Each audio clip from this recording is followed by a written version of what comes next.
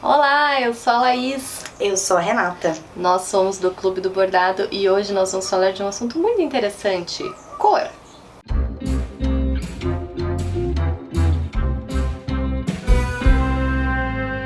Muitas pessoas nos perguntam como fazer cartelas de cor, como montar, onde se inspirar. E a gente tem realmente várias dicas de sites para você buscar referências de cartela de cor, como Dicas montar. bem práticas, assim. Sim, do tipo, veja esta imagem que tem uma composição de cores interessantes. E aí você traduz ela para as linhas que você vai usar e aplica no seu bordado. Sim, replica ali, tá tudo certo. Sim. Mas nós pensamos que seria mais interessante se nós pudéssemos compartilhar um pouco dos conhecimentos que a gente tem de design. Nós somos formadas em design e nós ficamos ao longo de 4 anos, né, treinando o nosso olhar em proporção, em composição de cor, em equilíbrio, em várias áreas diferentes que resumem a teoria da cor, né? E a estética em geral, né, que são as ferramentas que um designer usa para criar as coisas. Composição, tudo. Enfim. Conhecimento de cor é um conhecimento muito vasto, a teoria é até bem complexa, então a gente só vai dar uma pinceladinha aqui mesmo. Muitas questões químicas, né, de pigmento, moléculas. A gente começou até a estudar um pouquinho mais pra tentar relembrar dos ensinamentos que a gente teve na época da faculdade, porque isso já faz tipo 10 anos. Nossa, faz mesmo, né? Jovens.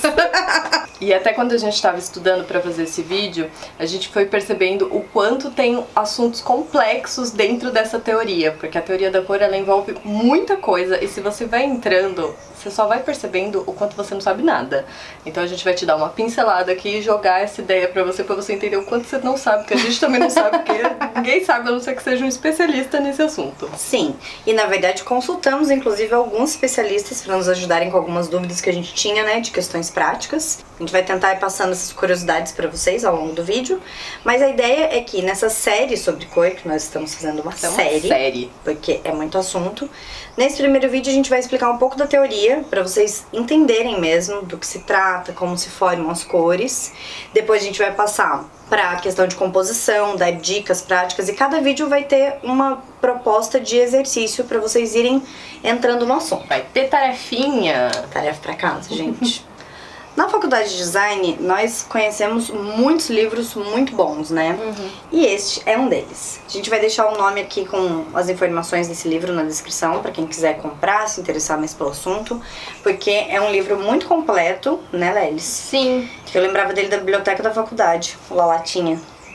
E a autora desse livro, a Lilian, ela pegou um compilado de vários professores da Bauhaus. Para quem não sabe, a Bauhaus foi uma escola de design muito famosa, que ela surgiu no início do século XX. Muito contemporânea, né? Criou muitos conceitos novos, né? Sim, ela é da Alemanha e ela fez uma revolução no design. Eles tinham bem essa coisa da forma e da função, era sempre junção da forma com a função. É quase que os preceitos do design estavam incluídos nessa escola, assim. E aí essa autora pegou vários professores dessa escola e fez a análise de cor baseado na metodologia de cada um deles. Então tem o Kandinsky, tem o Item. Nossa, Kandinsky, muita pira com a cabeça. Kandinsky eu adoro, mas ele é muito... Nossa senhora, que loucura que aquele cara fazia. Gente, ele misturava tipo a cor com a música, então cada cor tinha um som e um movimento e, sabe... Uma pira. É uma pira louca. Pra quem quiser pirar também, são, de repente, livros interessantes de você pesquisar. Sim, autores, o Kandinsky tem o livro da forma e o livro da cor, né? Ele tem um livro específico que é... Eu já li aquele do ponto. Ponto, linha sobre plano, que é um livro também super de referência pra quem estuda design, que ele vai dissecar, gente. O livro é exatamente só sobre isso, só sobre ponto, linha e plano. E é um livro desta grossura que ele fica dissecando o que é o ponto. As formas. O que o ponto representa. O que é um ponto? É uma pira. É uma piração. E aí ele relaciona o ponto com a vida, a linha com a vida, o plano com a vida. É isso. Com certeza dá pra tirar várias analogias desse livro para o bordado. Sim, com certeza. E na verdade eu acho um estudo até bem interessante, porque você começa a aprimorar o seu olhar para formas mesmo, para tudo que é representação gráfica. Enfim, e esse livro aqui é um estudo das representações gráficas, só que daí específico de cor. A cor engloba vários aspectos, como por exemplo, aspectos físicos, químicos, biológicos e psicológicos. Então só aí você já pensa na complexidade que tem esse assunto. Os aspectos físicos, eles se referem a, por exemplo, refração da luz, temperatura da luz, velocidade da luz. Lembra de todas aquelas coisas que você aprendeu, talvez, na aula de física? Talvez você não se lembre. Talvez você tá tudo bem também. Mas você, teoricamente, aprendeu, você sabe que isso existe. Então, a cor, ela também é influenciada por todos esses aspectos físicos. Então, falando um pouco sobre esse aspecto físico da cor, é só você pensar no quanto a luz vai influenciar na cor. Porque se não tem luz, não tem como você enxergar, não tem como você ver cor. Então, as diferenças dos tipos da luz vai influenciar se é uma luz fria, se é uma luz quente, a hora do dia, se é uma luz natural, e até se for uma luz natural, isso que eu acabei de falar, a hora do dia também vai influenciar. De manhã tem um tipo de luz, de tarde tem outro tipo, quando vai entardecendo a luz vai ficando bem amarela. Isso diferencia da estação do ano que você tá também, porque conforme a Terra se move, o Sol vai incidir a luz de um jeito. Isso varia conforme você está localizada no globo terrestre, porque dependendo de onde você está, a luz vai bater de algum jeito. Então, assim... Um bom exemplo para você entender essa diferença da incidência de luz sobre a cor é, por exemplo, você pegar uma meada de uma cor e você observa essa coloração, a sua compreensão dessa cor visual dentro de casa. E aí você vai lá perto da janela para ter uma incidência de luz natural. E aí você vai ver como a luz é diferente e como a cor muda. Às vezes eu monto cartela à noite e aí no dia seguinte de manhã eu vejo que não era bem isso que eu queria. Então, uma dica que a gente já dá, pensando nesse aspecto físico da cor, né, é você sempre montar as suas cartelas à luz do dia e com incidência de luz natural, porque não adianta também você montar à luz do dia, mas você estar com a luz acesa no seu quarto.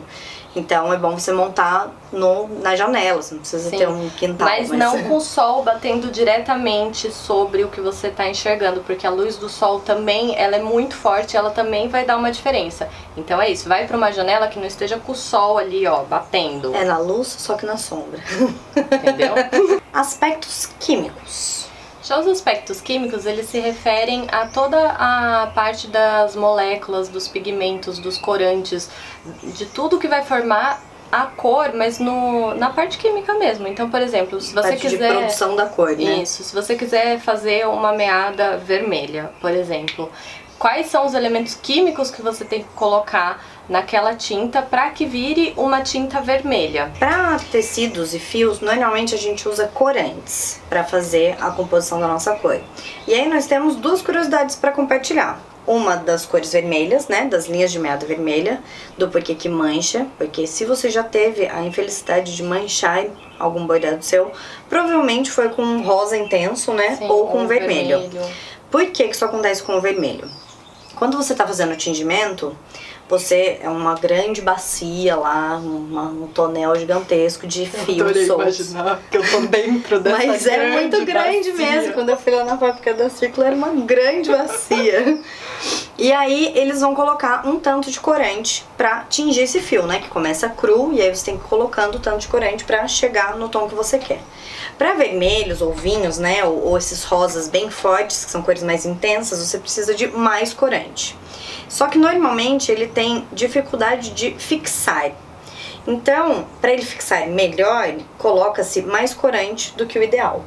Então, na verdade, e aí, gente, isso aqui que eu estou falando, não sou eu que sei da minha cabeça. Eu fui lá falar com o meu ex-chefe, Ângelo Frigério, que ele era meu chefe na Rossetti, que é uma empresa de tingimentos de tecidos, eles fabricam tecidos.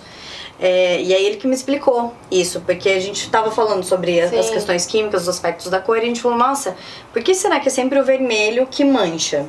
E aí a resposta é que é uma cor muito intensa, então quando tá fazendo o tingimento eles colocam mais corante do que o normal para fixar a cor, só que aí na verdade o fio, ele tem as moléculazinhas lá que formam o fio. É como se cada partezinha do fio coubesse uma bolinha de corante. Como se cada uma tivesse um ganchinho, assim. Então aqui no ganchinho eu vou enganchar a minha corzinha. Vão as bolinhas lá se enganchando em cada partinha do fio. Só que tem muito mais bolinhas do que extensão de fio. Então o que acontece? Umas bolinhas ficam meio atrás das outras, assim, meio segurando a bolinha assim, tipo, deixa eu ficar aqui junto do meio. E aí, quando você vai usar ou vai lavar, sabe, entra em contato com o tecido, ou quando você vai lavar, normalmente quando entra em contato com água, essas bolinhas que não estão fixas no fio se perdem e elas migram e mancham as outras roupinhas que você não queria, o seu bordado. Muito etc. triste! Nossa, isso é muito triste. Muito triste. Nossa senhora. Outro exemplo bom pra gente dar em relação aos aspectos químicos da cor é da meada preta, né? Sim. Porque tem a grande questão do tipo, por que as meadas pretas desfiam mais? Ela fica soltando aquele fiapinho, ela Quando você vai bordando, arrebenta mais fácil. E por quê? O preto é uma das pretos, marrons e os marinhos bem fortes, né? São as cores mais escuras que nós temos na cartela, pensando na sua cartela de meadas. Então, lá naquela grande banheira de tingimento, eu falei igual a Flor, né? Flor Eu lembrei muito Humilhados e Amargos Tá agora, bom. naquela grande banheira. Aquela grande banheira. Beijo, Humilhados e Amargos. Um podcast muito legal, gente. Vocês escutem. E aí quando entra naquela grande banheira, os fios pretos, o que acontece? Eles vão ter que passar por vários processos de tingimento. Então, por exemplo, uma cor creme vai ficar 1 hora no tingimento com um pouquinho de corante. Aí você quer um amarelo, vai ficar 4 ou o dobro de horas com mais corante. Até você chegar no preto, que é a cor mais forte de todas, vai ficar tipo o máximo de horas nessa grande banheira, e aí isso vai desgastando o fio, porque quanto mais tempo ele fica aquecendo e recebendo corante, mais ele vai se desgastando. O que precisa pensar que é o seguinte, é um procedimento químico para conseguir tingir. Então você tá colocando um monte de química naquela fibra de tecido para ela conseguir absorver aquele pigmento. Imagina para conseguir absorver o pigmento preto, acaba dando uma danificada na fibra mesmo, não tem como. Sim, então é natural mesmo que as linhas pretas sejam mais frágeis do que as outras colorações. Terceira ramificação da cor, aspectos biológicos. Os aspectos biológicos se referem ao nosso próprio globo ocular, a toda a nossa biologia do nosso ser. Então, assim, o nosso olho, para enxergar, ele é um aparelho ali, né? Que ele tem a lente própria dele. Uma maquininha. Ele vai fazer os impulsos lá para mandar a imagem lá pro nosso cérebro pra gente enxergar. Não vou saber explicar isso, assim, né? Não, primor, mas... só pra vocês entenderem mesmo quais são Sim. as diretrizes, né, da cor. Sim, e aí se você for parar pra pensar, os seres humanos enxergam cores de um jeito, os animais enxergam cores de outros. Dependendo de cada espécie de animal, vai enxergar a cor de um jeito diferente. Entre os seres humanos, cada um enxerga de um jeito. Tanto que nós temos um exemplo bem claro, assim, extremo, que seriam, por exemplo, os daltônicos. Sim. Que eles têm bloqueios de algumas cores, né? Que eles não enxergam aquelas cores. Mas, por exemplo, eu enxergo um azul de um jeito diferente que a Lala enxerga. Com certeza. E não tem como a gente saber isso.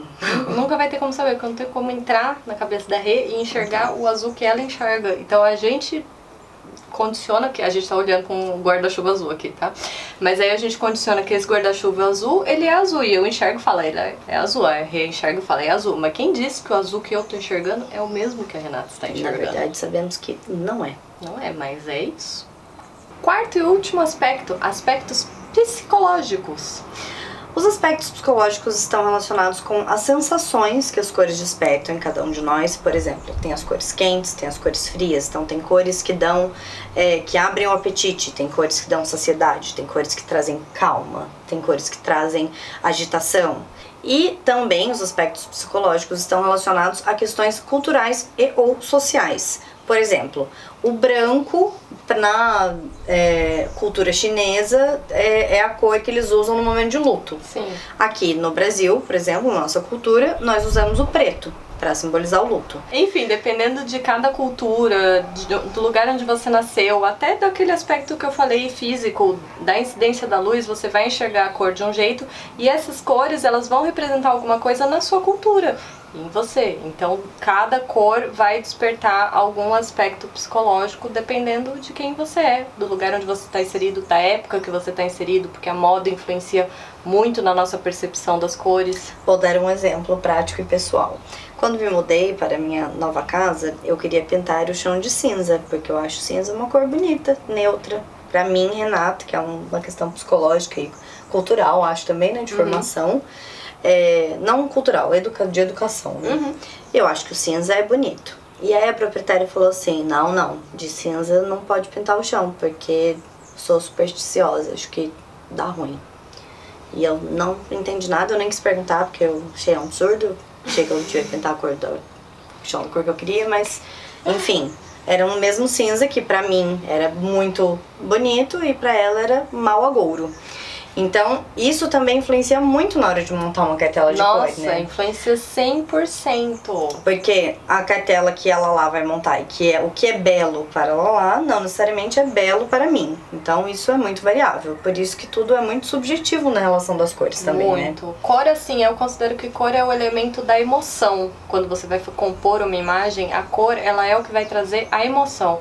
E é por isso que ela desperta tanto, ela provoca tanto, e por isso que é tão difícil escolher também, porque é muito subjetivo, né? E aqui a gente tá tentando deixar um pouco mais objetivo para vocês poderem fazer escolhas mais conscientes mesmo. Sim, e aí a nossa ideia é dissecar a cor, falando do círculo cromático, de composições possíveis, porque entendendo melhor as áreas de cada cor e quais as combinações possíveis, né? Você vai aliar isso aos aspectos psicológicos e às suas questões e ao seu repertório, físicas, repertório, e vai conseguir compor cartelas de uma forma melhor, mais consciente mesmo, como a Lala falou, né? Sim. E assim, no começo é bom fazer esses exercícios para vocês entenderem o funcionamento da coisa. Pra ir treinando o olhar mesmo. Mas naturalmente isso vai fixar na sua cabeça, você não vai precisar ficar olhando, por exemplo, o círculo cromático cada vez que você for fazer uma cartela de cor. Sim. Isso vai se tornando natural e automático, né? Uhum. Bom, e agora falamos tanto do círculo cromático, vamos aprender a fazer um? Gente, agora a gente vai construir um círculo cromático para vocês. A gente fez baseado neste livro daqui. E a gente utilizou a teoria de como se constrói um círculo cromático. Aí a gente começou fazendo 2 círculos. Dentro desses círculos tem um triângulo dividido em 3 e um hexágono. Agora a gente vai começar a pintar e daí vocês vão entender melhor o porquê de tantas figuras geométricas. A gente começa com as cores primárias, que é o amarelo, o azul ciano e o magenta. Vai pintar o triângulo do meio, dividido nessas 3 partes, cada parte com uma cor primária. E aí, a pontinha dele, onde está apontando no círculo, a gente vai pintar também com essa cor primária.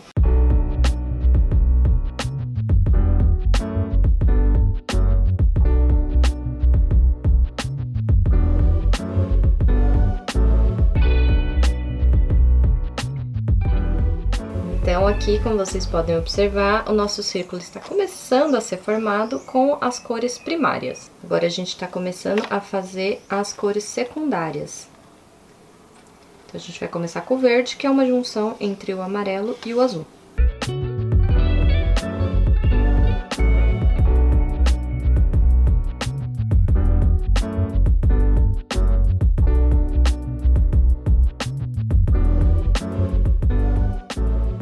Agora a gente está fazendo laranja, que é o amarelo com o magenta.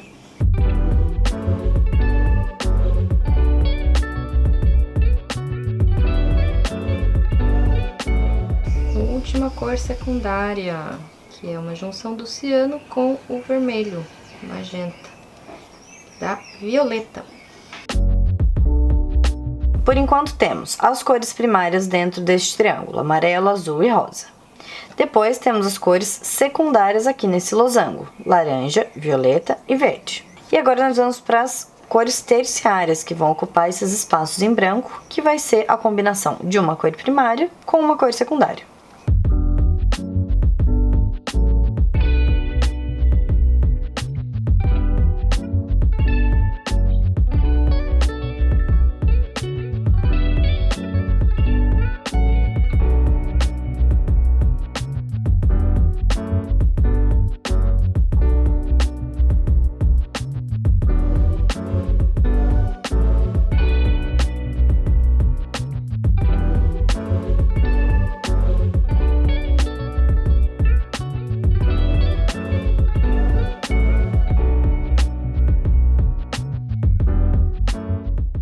Agora, laranja com amarelo.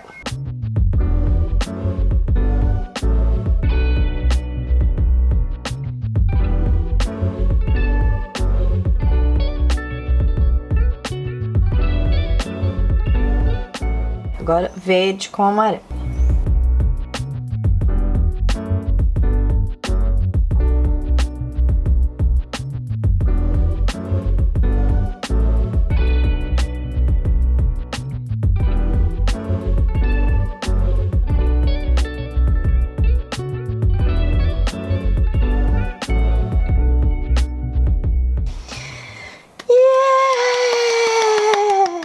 Que bonito! Olha quantas cores você consegue fazer só com 3. Mostra as 3 canetinhas. 1, 2, 3. Rosa, o amarelo e o azul. 3 cores que viram 12.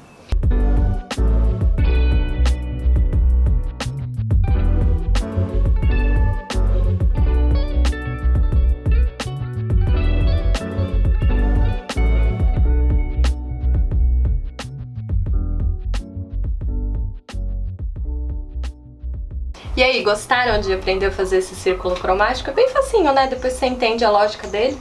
E o círculo cromático, gente, ajuda muito em muitas áreas da vida, não só para os seus bordados ou para os desenhos que você vai fazer, mas para você compor as roupas do seu dia a dia, para você fazer a decoração da sua casa. O círculo cromático é muito útil. Então, na verdade, essas dicas e metodologias que nós estamos passando para vocês fazerem a composição de cor vai valer para tudo na vida. Sim! E aí, gente, ficaram com dúvidas? Eu acho que sim, porque essa primeira pincelada deve ter aberto, assim, um caminhão de dúvidas em vocês. Então, uma grande banheira de dúvidas. Uma grandíssima banheira. Bom, deixem aí nessa grande caixa de comentários. A gente já tem um roteiro montado, mas ainda estamos gravando todos esses vídeos de cor. Então, se vocês tiverem dúvidas, é isso. Coloca aí nos comentários, porque vai dar pra gente incluir nos próximos vídeos e tirar todas as dúvidas de vocês. Ótimo. Estamos esperando, então. Nos vemos no próximo vídeo. Uhul! Beijo. Beijos de cor. Olha ela. Ai, Vanessa, põe beijos de cor. Ai, imagina, que beijos lindo! Vai ser meio brega, na verdade. Nossa, vai ser lindo. Muito brega! Tá Mas vendo? vai Como ser legal. Cor é uma coisa. Beijos de cor. Olha ela.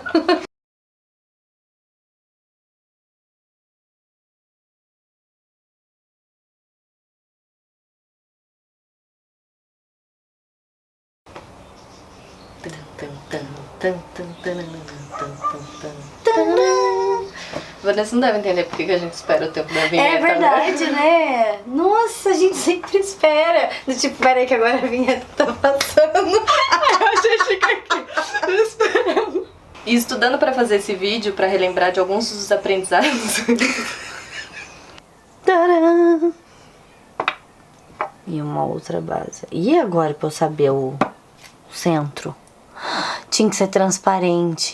Tinha que ser, mas a gente vai tentar fazer na vida louca. Não vai dar certo isso, você tá louca? Nunca acontecerá. Não, vou pegar um pote começa transparente. fazendo pelo maior, né? Não.